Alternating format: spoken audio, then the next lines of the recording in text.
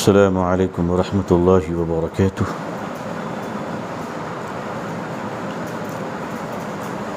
بسم اللہ الرحمن الرحیم۔ الحمد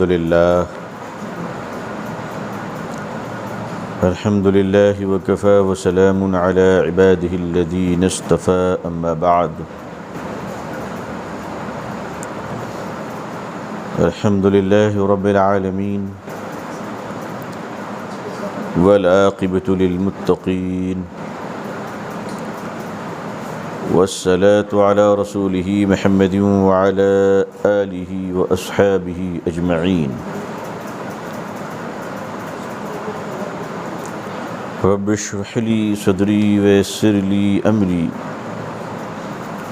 واحلل عقدۃ من لسانی یفقہوا قولی۔ رب یسر ولا تعسر وتمم بالخیر۔ رب زدنی علما، رب زدنی علما، اللہم رب زدنی علما والحقنی بالصالحین۔ فاعوذ باللہ من الشیطان الرجیم، بسم اللہ الرحمن الرحیم۔ فاعوذ باللہ من الشیطان الرجیم، یا ایہا الذین آمنوا اتقوا اللہ وکونوا مع الصادقین۔ صدق اللہ العظیم وصدق رسولہ النبی الأمی الکریم۔ اللہم صل علی سیدنا محمد وعطرتہ بعدد کل معلوم لک۔ اللہم صل علی سیدنا محمد عبدک ورسولک وعلی المؤمنین والمؤمنات والمسلمین والمسلمات۔ معزز حضرات علماء کرام، پردہ نشین خواتین امت اسلامیہ، امت کی جو مائیں ہیں، بہنیں اور بیٹیاں ہیں، یہ اصل میں پوری امت مسلمہ کی تعداد کا نصف حصہ ہے۔ 50% ہماری سوسائٹی میں مسلمانوں میں مرد ہیں اور 50% عورتیں ہیں۔ تھوڑا بہت کہیں اوپر نیچے مس بیلنس ہو سکتی ہے، لیکن عمومی طور پر اللہ تعالیٰ نے مرد اور عورتوں کو برابر برابر پیدا فرمایا۔ یہ بات بھی جان لینی چاہیے کہ دونوں کے حقوق، رائٹس بھی ایکول ہیں، دونوں کے حق بھی برابر ہیں۔ دین سے ناواقفیت کی وجہ کر اور کچھ جاہلانہ تنگ دلی کی وجہ کر ہم لوگ اپنی مسلمان عورتوں کو وہ مقام عزت نہ دے سکے جو اللہ اور اللہ کے نبی نے ان کو دے رکھا ہے صلی اللہ علیہ وسلم۔ اس معاملے میں ہمارا سماج کلپٹ ہے اور مجرم ہے، اور اس جرم میں عوام کے ساتھ علماء بھی شامل ہیں۔ جرم پر خاموش رہنے والا بھی مجرم ہوا کرتا ہے۔ دین کی رہنمائی، دین کی نہج پر کرنے کی ذمہ داری علماء کی ہے۔ تو اگر سماج میں خواتین کو ان کے حقوق نہیں مل رہے ہیں، یا ان کی تربیت جو ان کا حق ہے، جو ان کی شاندار دینی تربیت ہونی چاہیے، یہ ان کا حق ہے، اگر وہ ان کو شاندار تربیت نہیں مل رہی ہے، وہیں پر بیٹوں کو تربیت مل رہی ہے اور بیٹیوں کو نہیں مل رہی ہے، تو ماں باپ تو ظالم ہیں، سماج کے وہ دیندار طبقہ بھی ظالم ہے جن کو اللہ نے حق بیانی کی صلاحیت سے نوازا ہے۔ جانکار لوگ پہلو تہی نہیں کر سکتے کہ صاحب ہم کیا کریں۔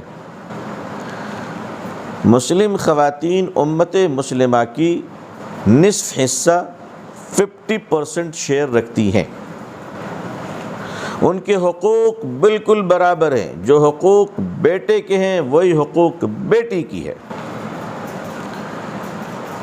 ذمہ داریوں کے اعتبار سے دونوں کی رسپانسبلٹی کو اللہ نے ڈیوائیڈ کر دیا ہے۔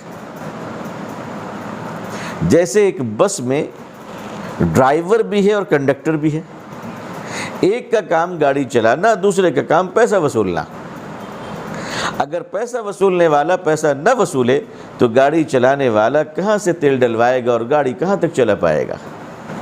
اور اگر گاڑی چلانے والا گاڑی نہ چلائے، پیسہ وصولنے والا اگر پیسہ وصول لے اور ڈرائیور نہ رہے تو پیسنجر اس کی پٹائی کر دے گا کہ بھائی ہمارے ساتھ تم فراڈ کر رہے ہو۔ تو زندگی کی گاڑیوں میں عورت اور مرد دونوں برابر ہیں، دونوں بڑی ضرورت کی چیز ہے۔ ذمہ داریاں اللہ نے دونوں کی الگ الگ رکھی ہیں۔ آپ کے 2 بچے ہوں اور دونوں اسکول میں پڑھ رہے ہوں اور دونوں پڑھنے میں بڑے اسمارٹ ہوں، ذہین ہوں، ٹیلنٹڈ ہوں،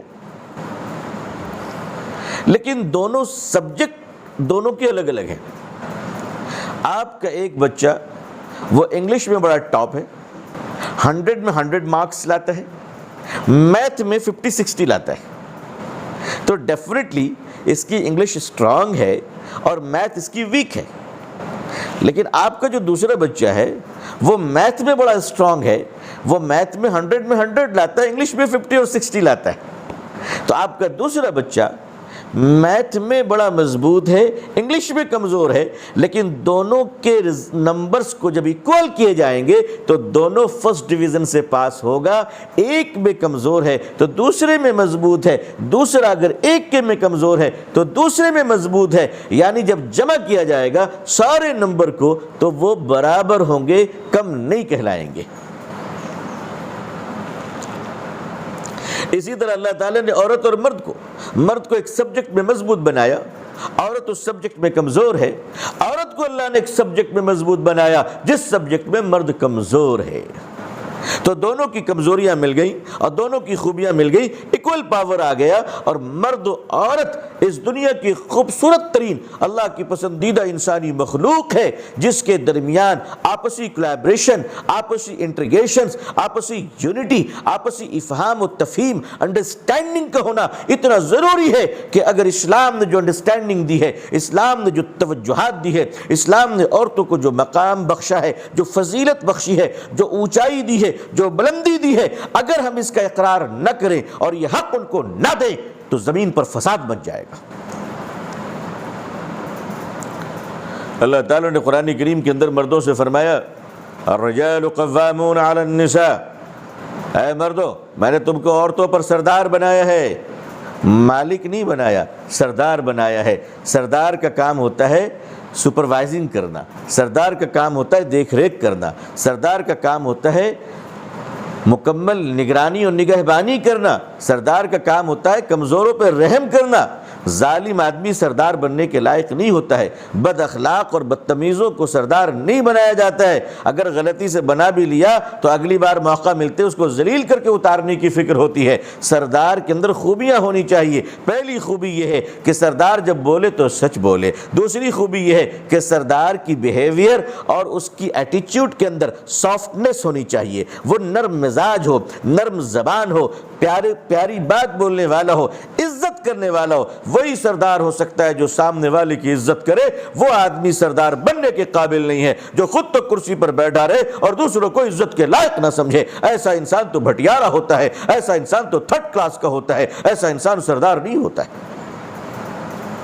سردار کون بنتا ہے؟ قرآن کریم نے مردوں کو سردار بنایا کہ تم عورتوں پر، اللہ نے فرمایا الرجال قوامون علی النساء، مردوں پر عورتوں کو سردار بنایا گیا، اس لیے کہ ایک عورت جب گھر میں آئے گی تمہارے تو وہ ملکہ بن کر آئے گی. اور یاد رکھنا، باہر کی انڈسٹری کو دیکھنا، کامرس کو دیکھنا، باہر کی تمام حالات کا سامنا کرنا، باہر کے تمام چیزوں کو دیکھنا، ایٹماسفیئر کو، سوسائٹی کے چیلنجز کو، سوشل نیٹ ورکنگ کو، سوشل رسپانسبلٹی کو، رشتہ داریوں کو نبھانا، کمانا، لانا، گھر بسانا، گھر بنانا، گھر کی ضرورتوں کو پوری کرنا، اولادوں کی تربیت، اولادوں کے اخراجات کو پوری کرنا، اور گھر میں آنے والی بیوی کے سارے حقوق کو ادا کرنا، یہ فرمایا مرد کی ذمہ داری ہے. تب جا کے وہ سردار ہے.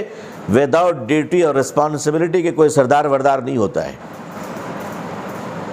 اور پھر عورتوں کو ذمہ داری دی گئی کہ او بیٹیاں، او گھر کی بیویاں، او گھر کی بہنیں، یاد رکھو اللہ نے تمہیں بڑا مقام عطا فرمایا ہے. مقام یہ ہے کہ مرد اللہ کے راستے میں، جہاد کے میدان میں، تلوار کے سائے میں جو نماز پڑھتا ہے، اور اس نماز کی جو فضیلت ہوتی ہے، اس نماز کا جو ثواب ہوتا ہے، اے امت کی بیٹیاں، اللہ تمہیں وہی نماز تمہارے اپنے گھر میں کمرے کے اندر چھپ کر دروازہ بند کر کے جب تم نماز پڑھتی ہو تو اللہ تمہیں وہی نماز کا اجر عطا فرماتے ہیں.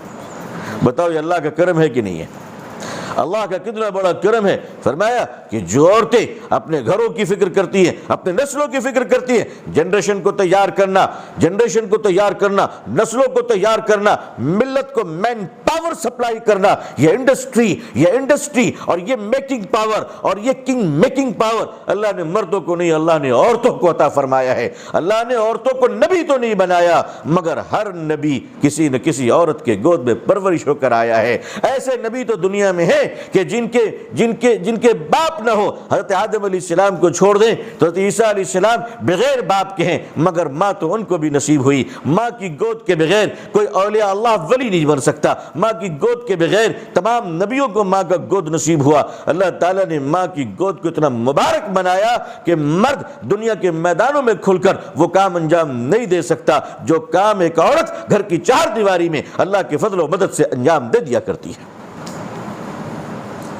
اگر اس سماج و سوسائٹی کو ہم سمجھ لیں، اگر اس فلسفے کو سمجھ لیں، اگر اس فلسفی کی ایکسپلینیشن ہم کر لیں، تو آج جو دنیا میں ہنگامے چل رہے ہیں، ہمارا جسم ہماری مرضی، ہماری آزادی، ہمیں کس طرح چلنا ہے. دیکھیے، معاف کیجئے گا مجھے میری بہنیں، بعض آزادیاں اور بعض نعرے بڑے خطرناک ہوتے ہیں. میں جانتا ہوں کہ آج کی ہماری جو جنریشن ہے، بیٹیوں کی، بہنوں کی، ہماری جو جنریشن ہے وہ کافی ہائیلی ایجوکیٹڈ ہے الحمدللہ، اور بالکل بیٹیوں کو پڑھنا چاہیے. اسلام نے بیٹیوں کو پڑھنے سے منع نہیں کیا ہے، اسلام نے بیٹیوں کو ڈاکٹر بنانے سے منع نہیں کیا ہے. ہماری بیٹیاں ڈاکٹر بنے، انجینئر بنے، پائلٹ بنے، آپ دنیا کے سارے شعبے کی مہارت حاصل کریں. اسلام نے آپ کو بڑا بننے سے منع نہیں کیا ہے، بے حیا بننے سے منع کیا ہے. اسلام نے تعلیم سے منع نہیں کیا، بے غیرتی سے منع کیا. میں اپنے اکابر علماء کو آواز دیتا ہوں کہ پچھلے 75 سال میں ہندوستان میں ہم نے گلی گلی میں مدرسے کھولے بیٹوں کے لیے. اگر یہ گلی گلی میں مدرسے، اس مدرسے کی طرح، یہ جامعہ فاطمہ نسوہ کی طرح اگر گلی گلی میں ہم بیٹیوں کے بھی مدرسے کھولے ہوتے تو آج ہماری بیٹیاں کالجوں میں جا کر غیروں سے متاثر ہو کر دین سے بے راہ روی کا شکار نہیں ہوتی. بتاؤ اس کے ذمہ دار ہم نہیں ہیں؟ ہم نے چندے لیے اور گلی گلی میں مدرسے کھول دیے. ہم نے بیٹیوں کی پرواہ نہیں کی کہ ہمارے پاس بھی ایسے انگلش میڈیم مدرسے ہونے چاہیے. میرے لفظ کو ذرا آپ توجہ فرمائیں اور نوٹ کریں جو جملہ میں استعمال کرتا ہوں. ہمارے پاس بھی، ظاہر سی بات ہے تعلیم اس وقت بہت ضروری ہے. اگر 10 پاس نہیں ہے کوئی بیٹی اور بیٹا تو وہ نان ایجوکیٹڈ کہلائے گا. اس کے پاسپورٹ میں امیگریشن چیک ریکوائرڈ ہو جائے گی، وہ ان ایجوکیٹڈ کہلائے گا. 10 تک پڑھنا تو بہت ضروری ہے. NEP نیو ایجوکیشن پالیسی جو اب آ رہی ہے، اس کے تحت جب ہم فن لینڈ کے ایجوکیشن کا مقابلہ کر رہے ہیں، سنگاپور کے سسٹم کا مقابلہ کر رہے ہیں، تو اس سسٹم میں مقابلہ یاد رکھیے گا کہ اگر کشتی میں 2 آدمی جا رہا ہو، کشتی میں 2 آدمی دریا میں جا رہا ہو اور کشتی ڈوبنے لگے، ایک یہودی ہو اور دوسرا مسلمان ہو، دونوں خدا کو پکارے کہ اے خدا مجھے بچا لے، اے اللہ مجھے بچا لے، اور کشتی ڈوب گئی. دونوں نیچے دریا میں گر گئے، دونوں نے دعائیں کی ہے، کشتی ڈوب گئی ہے. مسلمانوں بتاؤ بچے گا کون ہے؟ شاید ایمان کی آواز ہی آئے گی کہ نہیں، ایمان والا بچے گا. نہیں، بچے گا وہ جسے تیرنا آتا ہے. کیوں بھائی؟ کیوں میری بہنوں؟ بچے گا وہی جسے تیرنا آتا ہے. تم نے جو دعائیں کی اس کا اجر تمہیں آخرت میں ملے گا. تیرنا نہیں آتا ہے تو تمہیں مرنا پڑے گا. دریا ہم سے کہتی ہے پیارے اتر میرے سینے میں، لیکن یاد رکھنا اگر تیرنا آتا ہے تو پار کر جا، نہیں آتا ہے تو ڈوب کر مر جا. فطرت رحم نہیں کیا کرتی ہے. جب ہم نے اپنی بیٹیوں کے تعلیم کا انتظام نہیں کیا تو ہماری بچیاں اسکولوں میں غیروں کے اسکولوں میں جانے پر مجبور ہو گئی. جب ہم نے اپنی بچیوں کے تعلیم کا انتظام نہیں کیا تو ہماری بیٹیاں کالج اور انسٹیٹیوشن میں جانے پر مجبور ہو گئی. وہاں چکا چوند زندگیاں ملی. وہاں دین آپ کو کون دے گا اور کیوں دے گا آپ کو کوئی دین؟ انہوں نے دین پھیلانے کے لیے تو اپنے انسٹیٹیوشن کو نہیں کھولے ہیں، انہوں نے تو دنیا پھیلانے اور پیسے کمانے کے لیے اپنے انسٹیٹیوشن کھولے ہیں. جب آپ کو اللہ نے موقع دیا تھا دین پھیلانے کا تو آپ نے انسٹیٹیوشن نہیں کھولا. آپ نے کباب کی فیکٹری کھولی ہے، آپ نے پراٹھے کی دکان کھولی ہے، آپ نے بریانی کے ہوٹل کھولے ہیں، آپ نے اپنے نام و نمود اور شہرت کے دروازے کھولے ہیں. آپ نے اپنی بیٹیوں کے لیے کوئی انتظام نہیں کیا. اسی لیے آج مجبوراً جب لوگ کہتے ہیں کہ ہماری لاکھوں لاکھ بیٹیاں نعوذ باللہ من ذالک مرتد ہو رہی ہے، دہریہ بن رہی ہے، غیروں کے ساتھ بھاگ رہی ہے، میں کہتا ہوں بولتے وقت تمہارا کلیجہ نہیں چیخ پڑتا ہے؟ تم کو غیرت و شرم نہیں آتی ہے کہ جب کام کرنے تھے تب ہم نے کام نہیں کیا، مسلک کی پہلوانی کرتے رہے. کام کرنے کا وقت جب گزر جاتا ہے میرے بھائی یاد رکھیے گا وقت کسی کا انتظار نہیں کرتا ہے. اگر کام کے وقت آپ پاؤں میں پاؤں دھر کر لاٹ صاحب بن کر بیٹھے رہیں گے موقع کے انتظار میں تو یہ وقت بھی آپ کو مردہ خانے میں چھوڑ کر آگے نکل جائے گا. چاہے آپ کسی کی اولاد ہو، چاہے آپ کسی کی اولاد ہو. دیکھو اپنے آپ کو اگر آدمی بدلنے کی فکر نہ کرے، آدمی بدلنے کی اگر فکر کر لے، ایکسکیوز کام کرنے والوں کے لیے، جاں بازوں کے لیے ایکسکیوز کی کوئی جگہ نہیں ہے. ہسٹری اور تاریخ میں معذرت کے لیے کوئی جگہ نہیں ہے. دنیا کا سب سے بڑا ظالم انسان کا نام فرعون تھا. دنیا کے سب سے بڑے ظالم انسان کا نام کیا تھا بھائی؟ فرعون تھا. فرعون کے دربار میں اس کے ظلم و جبر تشدد کو للکارتے ہوئے ایک عورت ہی تو تھی جو شجاعت و بہادری کا مظاہرہ کرتے ہوئے حضرت موسیٰ پر ایمان لاتی ہے. حضرت آسیہ فرعون کے ظلم سے ٹکراتی ہے، جان دیتی ہے، مگر اپنے ایمان کی حفاظت کرتی ہے. بدلنا چاہے تو فرعون کے دربار میں حضرت آسیہ خود کو بدل لیتی ہے. نہ بدلنا چاہے تو وقت کے سب سے بڑے دائی اور وقت کے نبی حضرت نوح کا بیٹا کنعان نبی کا بیٹا ہے مگر خود کو نہیں بدلتا ہے. خود کو نہیں بدلتا ہے. ہم لوگوں نے بڑی بھینکر غلطیاں کی اس ملک میں جی، اور یاد رکھیے گا ہر غلطی اپنا حساب وصولتی ہے. میں آپ کو سہلانا نہیں چاہتا ہوں، میں آپ کو مسکر نگارا نہیں چاہتا ہوں. میں صرف اتنا کہنا چاہتا ہوں کہ ہماری آنے والی نسلوں کا ایمان بچا لو، ورنہ ایمان کے لٹیرے جو ہماری صفوں میں ہیں وہ تمہاری نسلوں کو تباہ کر دیں گے، تباہ کر دیں گے. ہمارے پاس ایسے دینی ادارے ہونے چاہیے جہاں ایک چھت کے نیچے ہماری بیٹی داخل ہو، حیا کے ساتھ، شرم کے ساتھ، غیرت کے ساتھ، پاکیزگی کے ساتھ. ڈے بورڈنگ انسٹیٹیوشن کے ساتھ، دوپہر کا کھانا ہی کھاؤ، مکمل دینی تربیت ہو. 5 سال کی عمر میں داخل ہو گئی، SLC 10 کرتے کرتے حافظہ اور قاریہ بھی بن گئی ماشاءاللہ. 12 کرتے کرتے گریجویشن، 12 کرتے کرتے وہ عالمہ بھی بن گئی. اور اس کے بعد سلسلہ شروع ہوتا ہے، سائنس میں جانا ہے کہ میتھ میں جانا ہے، میڈیکل سائنس میں جانا ہے یا کمپیوٹر سائنس میں جانا ہے یا دوسری دنیا میں جانا ہے. وہ 12 کے بعد ہی ڈیسائیڈ ہوتا ہے. تو 12 تک آپ کے پاس وقت ہوتا ہے کہ آپ اپنی بیٹیوں کو حافظہ، قاری، عالمہ بنا دیں گے. کل کو وہ بیٹی اگر ڈاکٹر بنیں گے انشاءاللہ تو ڈاکٹر بنتے وقت جب وہ بیٹی سرجن بنے گی تو معلوم ہے کہ حافظ صاحبہ سرجن ہے. پیشنٹ کو جب بے ہوش کرائیں گی تو اینستھیسیا سے پہلے اپنی مسلم بہنوں سے کہیں گی میری بہن کلمہ تو پڑھ لے، اگر زندگی مل گئی اللہ کی نعمت، اور اگر تو انتقال کر گئی تو جنت میں تیرا انتظار ہوگا. ہماری بیٹیاں جب باوضو بنا کر آپریشن تھیٹر میں جائیں گی، 2 رکعت صلاۃ الحاجت پڑھ کر جائیں گی کہ اے اللہ سرجری کرنا ہمارا کام ہے، شفا دینا تو تیرا کام ہے. بولو تمہارا دل خوش ہوگا کہ نہیں ہوگا؟ ایسی بیٹیوں کو تم نے تیار کیوں نہیں کیا؟ کس نے روکا تھا تمہیں؟ امریکہ نے روکا تھا، یہودیوں نے روکا تھا. ہم نے گلی گلی میں حافظ تیار کیے، گلی گلی میں عالم تیار کیے. جنازے سے زیادہ تو ہمارے امام تیار ہو چکے ہیں آج، لیکن ہم نے توجہ نہیں دیا. ظلم کیا تو ہم نے اپنی بیٹیوں پر توجہ نہیں دی، بیٹیوں کی طرف توجہ نہیں دی، چھوڑ دیا ان کو بے بہار کہ جیسے وہ کوئی مخلوق نہیں ہے، جیسے کوئی ان کی عزت نہیں ہے. یاد رکھو اس روئے زمین پر وہ ایک عورت ہے جس نے سب سے پہلے اگر مکے کو کسی نے آباد کیا تھا تو وہ کعبہ کو، مکے کو آباد کرنے والی وہ کوئی مرد نہیں بلکہ حضرت ہاجرہ ایک عورت تھی. کیوں کیوں بھول جاتے ہو اس تاریخ اور قربانیوں کو؟ کیوں بھول جاتے ہو اس واقعات کو کہ اگر سب سے پہلے اس روئے زمین پر کسی نے زمزم کا پانی اگر سب سے پہلے کسی کو اللہ نے چکھنا نصیب فرمایا تھا تو کوئی مرد نہیں، وہ بھی ایک عورت حضرت ہاجرہ تھی۔ یہ تاریخ کیوں نہیں یاد رکھتے کہ اس روئے زمین پر نبی پاک صلی اللہ علیہ وسلم کے ہاتھوں پر ایمان لانے والی کوئی مرد تو نہیں، سب سے پہلے ایک عورت ہی تو تھی، حضرت خدیجۃ الکبریٰ رضی اللہ تعالیٰ عنہ۔ اس روئے زمین پر اسلام کے نام پر سب سے پہلا خون کس کا بہا؟ ایک عورت تھی، حضرت سمیہ رضی اللہ تعالیٰ عنہ۔ ہم ان قربانیوں کو کیوں بھول جاتے؟ کیا اللہ نے عورتوں کو مقام نہیں دیا؟ کیا اللہ نے عورتوں کو عزت نہیں بخشی؟ نکاح کے وقت جو خطبہ ہوتا ہے، خطبہ پڑھنے والے کو بھی نہیں معلوم کہ ہم کیا پڑھ رہے ہیں، کبھی ہم نے توجہ نہیں دی۔ کیا خطبے میں کہا جاتا ہے؟ نان نفقہ مرد کے ذمے ہے نا؟ نان نفقہ، بھائی نان نفقہ کا ترجمہ کیا ذرا بتا دیجئے مجھے۔ نان کچے آٹے کو کہتے ہیں یا پکی ہوئی روٹی کو کہتے ہیں؟ جی بولیے بولیے، اب آپ لوگ ہمت کیجئے تھوڑا، مجھے کیا ہے، میں گلبرگہ میں بول کے چلا جاؤں گا، آپ لوگ سنبھالیں گے، میں تو سچائی بول دوں۔ بھائی نان کچے آٹے کو کہتے ہیں یا پکی ہوئی روٹی کو کہتے ہیں؟ آپ لوگ کیا کہتے ہیں نکاح کے وقت میں؟ مرد کے ذمہ کیا ہے؟ نان نفقہ، مطلب پکا پکایا کھانا بیوی کو کھلانا شوہر کی ذمہ داری ہے۔ بھائی یہ سچ ہے کہ نہیں بولا؟ میں غلط بول رہا ہوں؟ کل سے کیا ہوگا آپ لوگوں کا؟ کل سے ٹفن پکڑیے، بہت سا ناشتہ لے کر آئیے گا۔ حالانکہ ہماری بہنیں ایسا نہیں کریں گی الحمدللہ، وہ بڑے دل کی ہے، لیکن یہ بتاؤ کہ ان کا حق ہے کہ نہیں؟ اب اس پر ایک تو پکا پکایا کھلانا آپ کی ذمہ داری ہے، اوپر سے جا کے روب ڈالتے ہو کھانا نہیں بنا وقت پر، سالن میں نمک تیز، تمہیں محبت سے بات کرنی بھی نہیں آتی۔ جب کوئی مرد عورت کو ڈانٹتا ہے، جب کوئی شوہر عورت پر ظلم کرتا ہے تو اللہ کی طرف سے آواز آتی ہے، ارے میرے بندے کیا کر رہا ہے، میری بندی میرے نام کی برکت سے تیرے پاس گئی ہے، تھوڑے دن رہے گی پھر میرے پاس آ جائے گی، تھوڑے دن رہے گی۔ ایک بیوی، ایک میاں بیوی کتنے دنوں تک ساتھ رہتے بولو؟ 25 30 سال، 50 سال ہے نا، 15 سال۔ گورنمنٹ آف انڈیا کے اگر قانون کو مان لے تو 21 سال کی عمر میں آنا، اور پھر ظاہر سی بات ہے کہ ایک عمر مدت گزار کر پھر اللہ کے پاس چلی جاتی ہے، تو اللہ فرماتے دیکھ میری بندی تیرے پاس میرے نام لے کر آئی ہے، بڑے صبر کے ساتھ رہ رہی ہے، تو اس کا خیال رکھ، اس پر ظلم مت کر، کیونکہ پھر میں اپنے پاس بلا لوں گا، پھر میں اپنے پاس بلا لوں گا۔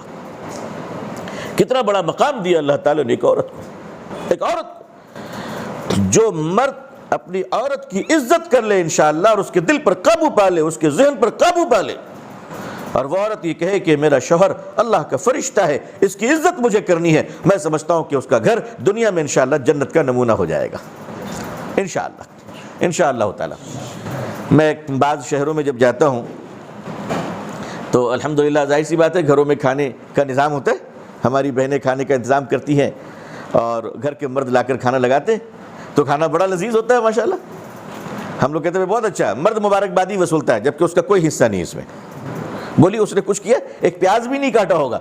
ہماری بہنوں نے کتنی محنت کی ہوگی، رات میں جگ کے صبح سے تیاری کی ہوگی۔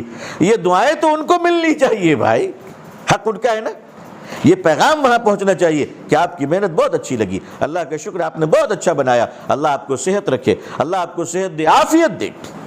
ہم اپنی بہنوں سے کہنا چاہیں گے، میری بہنوں یہ دنیا بہت تھوڑے دنوں کے لیے ہے، ہم سب کو پھر لوٹ کر اپنے اللہ کی طرف جانا ہے۔ ہم لوگ صبر سے کام لیں اور اپنے گھروں کو مسجد بنا دیں انشاءاللہ۔ میں اپنی بہنوں سے کہوں گا اپنے گھروں کو مسجد بنا دیں۔ کیسے مسجد بنائیں گے؟ اگر ٹی وی لگ گئی تو گھر تھیٹر بن جائے گا،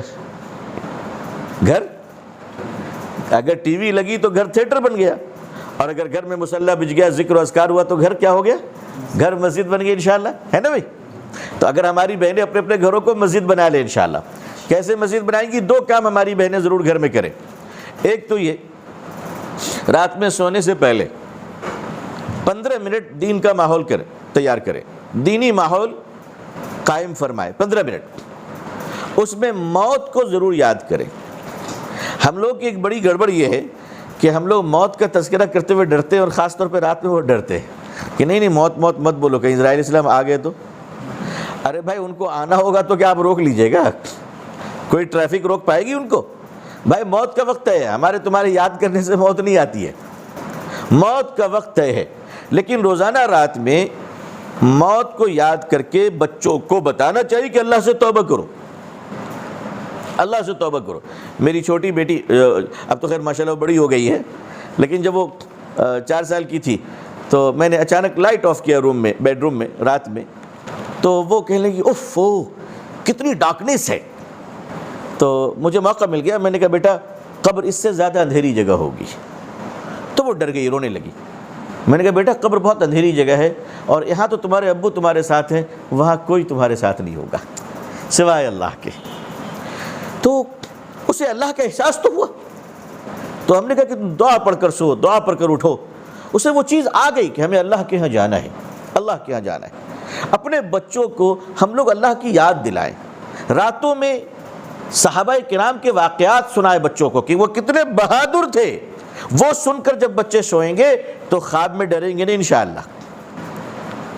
ہمارے بچے موبائل دیکھ کر سوتے ہیں، ہمارے بچے فلمیں دیکھ کر سوتے ہیں، ہماری بہنیں فیس بک میں رات لیٹ نائٹ تک چیٹنگ کرتی رہتی ہے. شوہر ایک طرف بیٹھا ہے، بیوی ایک طرف بیٹھی ہے. ایسا لگتا ہے کہ گھر میں جیسے ایک عجب ماحول ہے. میں سخت جملوں سے پرہیز کر رہا ہوں، لیکن ایک اجنبیت معلوم ہوتی ہے. ظاہر ہے کہ اس اجنبیت کا سب سے برا اثر بچوں پہ پڑتا ہے، بچوں پہ پڑتا ہے. تو اگر ہماری بہنیں ذرا کنٹرول کر لیں اپنے روب و دبدبے سے کہ بھائی باہر کی دنیا تمہاری کیا ہے، مجھے اس سے لینا دینا نہیں، گھر کی دنیا تو انشاءاللہ مسجد والی ہوگی انشاءاللہ. کہ گھر میں آخری کام اللہ کا ذکر ہوگا. سارے لوگ وضو بنا کر سوئیں گے، سارے لوگ بستر کو سنت کے مطابق 3 مرتبہ اعوذ باللہ من الشیطان الرجیم پڑھ کر، جھاڑ کر، آیت الکرسی پڑھ کے سوئیں گے انشاءاللہ. اس گھر میں بیماری نہیں آئے گی، سحر کوئی نہیں کر پائے گا، جادو کا حملہ نہیں ہوگا، خبیث اور جنات نہیں ہوں گے انشاءاللہ. اور صبح اٹھیے فجر کے وقت میں، مسلمان کا گھر ہو اور کوئی فجر پڑھنے والا نہ ہو، یہ تو ایسا لگتا ہے جیسے قبرستان ہے. ایسے گھر میں برکت کیسے ہوگی بتائیے؟ سارے لوگ فجر پڑھیں، اگر کچھ مجبوریاں ہیں تو ایک الگ بات ہے، لیکن فجر پڑھیں اور فجر کے بعد قرآن کریم کی تلاوت ہو، تلاوت کے بعد چائے ناشتہ ہو. کہا اس سے پہلے کچھ نہیں ہوگا. ہم اپنے گھروں کے بچوں کو کیسے تیار کریں گے؟ کس طرح سے؟ ہمارے بچوں کی تربیت کیوں نہیں ہو پا رہی ہے؟ ہم بچپن سے اپنے بچے کو کیا کہتے ہیں؟ ہمارا بچہ KG نرسری میں پڑھتا ہے، بیٹی کلاس 1 کلاس 2 میں جاتی ہے. رات میں لیٹ نائٹ تک اگر وہ کارٹون دیکھ رہی ہے، گیم کھیل رہی ہے، تو ماں باپ کیا کہتے ہیں؟ بیٹا جلدی سو جا، صبح اسکول جانا ہے. کہتے کہ نہیں کہتے؟ بیٹا جلدی سو جا، مارننگ تیری اسکول ہے، تیرا کلاس ہے. بچے KG نرسری سے لے کر SLC 10 تک، 10 سے 12 سال تک کیا سن کر سوتے ہیں بچے؟ بیٹا جلدی سو جا، صبح اسکول جانا ہے. ہمارے مسلمانوں کے بچے یہ سننے کو کان ترس گئے ہیں کہ کبھی ماں اور باپ تو یہ کہے کہ بیٹا جلدی سو جا، صبح فجر کی نماز کے لیے اٹھنا ہے. کیوں نہیں بولتے اپنے بچوں کو فجر کی نماز کے لیے اٹھنا ہے؟ بیٹا کہتا ہے ابو جان مجھے سائیکل دلا دو، بیٹی کہتی ہے ابو جان مجھے فلانے ڈریس دلا دو. بالکل دلائیے، مگر کہیے بیٹا دلاؤں گا انشاءاللہ، ایک پارہ قرآن پڑھ کر سنا دے. میں دلاؤں گا. آپ لوگ گلبرگہ میں شروع کریں انشاءاللہ کہ جو بچہ 40 دن مسجد میں فجر کی نماز جماعت کے ساتھ پڑھے گا، حاضری دے گا، ہم اسے اسپورٹس چلانے کی سائیکل دیں گے انشاءاللہ، لیپ ٹاپ دیں گے انشاءاللہ. سب شروع کیجئے، کوئی پیسوں کا استعمال کیجئے. دیکھیے جس گھر کا چھوٹا بچہ صبح میں فجر میں آئے گا انشاءاللہ اس کا پورا گھر جگ جائے گا. بچہ گھر میں جا رہا ہے باہر تو ماں باپ سو پائیں گے؟ دروازہ کھولے گا، اٹھنا ہی پڑے گا مجبوری. باپ کہے گا کیا مصیبت کھڑی کر دی امام صاحب نے بھی، بتاؤ اس کے چکر میں پورے گھر کو اٹھنا پڑ رہا ہے. اب ساتھ میں مسجد تک باپ کو بھی جانا پڑے گا، ہے نا. اب جب والد اور بیٹا مسجد میں تو ماں اکیلی کیسے سوئے گی بیچاری؟ اٹھ کے وہ بھی کچھ نہ کچھ کرے گی. اللہ اللہ ہے. اور 40 دن ناغہ نہیں ہوا ہمارا. 40 دن کے بعد کوئز جیت لیا ماشاءاللہ کہ تکبیر اولیٰ کے ساتھ اس بچے نے 40 دن فجر کی نماز پڑھی ہے. بچے کے اندر ایسا جوش آئے گا کہ وہ اذان سے پہلے آ کے مؤذن صاحب کو جگائے گا کہ اٹھ جاؤ بھائی اٹھ جاؤ. مؤذن صاحب کہیں گے بھائی یہ 40 دن والے سب آ گئے ہیں. ہمارے بچے تیار ہوں گے انشاءاللہ، تیار ہوں گے نا. ہماری بیٹیوں کو آپ ٹارگٹ دیجئے الحمدللہ. سماج میں ہم کیسے کام کریں اور اپنے گھروں کو مسجد بنا لیں. میں اپنی مسلمان بہنوں سے صرف اتنا کہتا ہوں کہ آپ صرف ایک احسان کریں، اپنے گھر کو مسجد بنا دیں انشاءاللہ. جب رات میں ہم اللہ کو یاد کر کے سوئیں گے، آیت الکرسی پڑھ کر سوئیں گے، ٹی وی دیکھ کر نہیں، فیس بک چیٹنگ کر کے نہیں، واٹس ایپ پہ اپنے وقت کو ضائع کر کے نہیں، ٹویٹر اور انسٹاگرام پہ اپنے ٹائم کو ویسٹ کر کے نہیں، بلکہ اللہ اللہ کر کر وضو بنا کر اگر سوئیں گے انشاءاللہ، اور موت آ گئی تو اللہ شہیدوں میں ہمارا نام لکھے گا ہے. اور اگر یہی سب دیکھتے دیکھتے مر گئے تو کیا ہوگا بھائی؟ اللہ معاف فرمائے، اللہ معاف فرمائے. دیکھو گھروں سے جب جنازہ نکلے تو فرشتے لکھے کہ تھیٹر سے جنازہ نہیں نکلا ہے، مسجد سے جنازہ نکلا ہے. اپنے گھر کو مسجد بنا دو، اپنے گھر کو مسجد بنا دو، اپنے گھر کو برائیوں کا مرکز مت بناؤ، اپنے بچوں پر احسان کرو، اور جب شوہر، باپ، بیٹا، بھائی گھر سے باہر جائے تو گھر کی عورتیں وضو بنا کر مصلی پہ بیٹھیں اور کہ اے اللہ میرے گھر کا مرد باہر ہے، تو ایمان، جان، مال، عزت، آبرو کی حفاظت فرما، کمانے گیا ہے، اے اللہ عزت والی حلال اور آسان روزی عطا فرما۔ ایک اچھی عورت انشاءاللہ دنیا میں بھی گھر کو جنت بنائے گی اور قیامت کے دن بھی 4 مردوں کو جنت میں لے جائے گی۔ اللہ تعالیٰ آپ کو اور ہم سب کو خوب اپنی بہترین نعمتوں سے نوازے۔ میں اپنی بہنوں سے بھی اپنے لیے دعا کی درخواست کرتا ہوں کہ مجھے بھی اپنی دعاؤں میں یاد رکھیے گا۔ اللہ تعالیٰ ہم سب کو دنیا اور آخرت کی بہترین نعمتوں سے نوازے، اور اللہ تعالیٰ ہم سب کو اسلام کی عزت دیکھنا نصیب فرمائے۔ اللہ تعالیٰ اقوام عالم اور اہل ہندوستان کے دلوں میں اسلام اور مسلمانوں کے لیے جذبہ محبت و احترام پیدا فرمائے، آمین یا رب العالمین۔ آخر دعوانا الحمدللہ رب العالمین، والسلام علیکم ورحمۃ اللہ وبرکاتہ۔ اللهم آمين. الحمد لله رب العالمين. اللهم صل على سيدنا محمد وعطرته بعدد كل معلوم لك. ربنا آتنا في الدنيا حسنة وفي الآخرة حسنة وقنا عذاب النار. ربنا وادخلنا الجنة مع الأبرار يا عزيز يا غفار يا رب العالمين. ربنا هب لنا من أزواجنا وذرياتنا قرة أعين واجعلنا للمتقين إماما. ربنا اغفر لنا ولوالدي وللمؤمنين يوم يقوم الحساب. رب ارحمهما كما ربياني صغيرا. اللهم إنا نسألك منك حب وحب من يحبك. اللهم اكفنا بحلالك عن حرامك وأغننا بفضلك عمن سواك. اللهم تكفل لجميع حاجاتنا. اللهم وسع لنا في دارنا وبارك لنا في رزقنا. اللهم انصرنا على أعدائنا. اللهم ارزقنا رزقا حلالا حسنا واسعا طيبا مباركا فيه. اللهم إنا نسألك الصحة والعفة والأمانة وحسن الخلق والرضا بالقدر. اللهم إنا نسألك من خير ما سألك منه نبيك محمد صلى الله عليه وسلم، ونعوذ بك من شر ما استعاذ منه نبيك محمد صلى الله عليه وسلم، وأنت المستعان وعليك البلاغ، ولا حول ولا قوة إلا بالله. ربنا تقبل منا إنك أنت السميع العليم، وتب علينا إنك أنت التواب الرحيم. وصلى الله تعالى على خير خلقه محمد وعلى آله وصحبه أجمعين. سبحان ربك رب العزة عما يصفون، وسلام على المرسلين، والحمد لله رب العالمين.